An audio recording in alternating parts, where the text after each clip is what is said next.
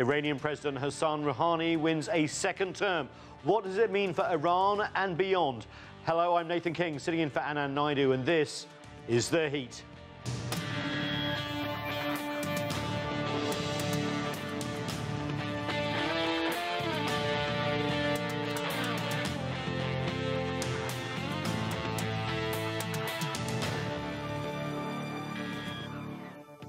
Iran's reformist President Hassan Rouhani easily won the country's presidential election, fending off a challenge by conservative hardliner Ebrahim Raisi. The election was seen largely as a referendum on the incumbent president's policy of opening up Iran to the rest of the world and reforming the country's economy.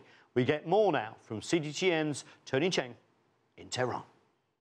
This is the Tehran or Millard Tower, a huge construction that sits atop a hilltop overlooking the whole of the Iranian capital, Tehran, and all of the surrounding countryside.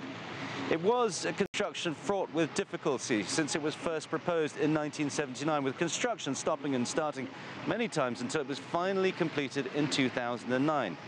And that was the same year that reformers had success in elections, but the successes were quickly turned back after a crackdown by the government.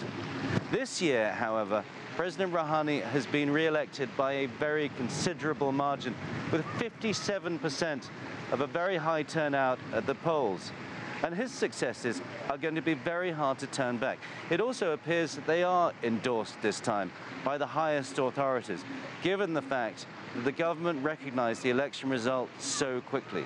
And it seems that his policies of engaging with the outside world will not be turned back. Our nation's message in the election was clear. Iran's nation chose the path of interaction with the world, away from violence and extremism. Our nation wants to live in this world in friendship. It's not been easy, however. Iran's economy has suffered because of the sanctions imposed on it because of its nuclear program. And although there's now a deal in place to lift those sanctions and stop that nuclear development, the sanctions are still biting hard and the economy has stagnated, with high unemployment for the last couple of years. But we are not ready to be humiliated and threatened. This is the most important message that our nation desires, and we hope all nations, both our regional neighbours and great powers, hear this. And this is the top of the tower, 435 meters from its base all the way to its peak. Perhaps an appropriate symbol for Iran's modern ambitions. And we've certainly seen those ambitions voiced by young people who say they want to engage with the rest of the world. They want to travel and they want to learn.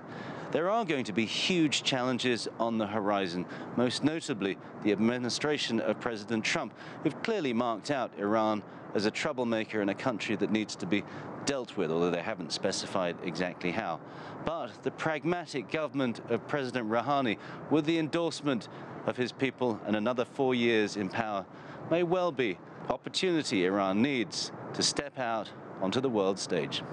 Cheng, CGTN, Tehran.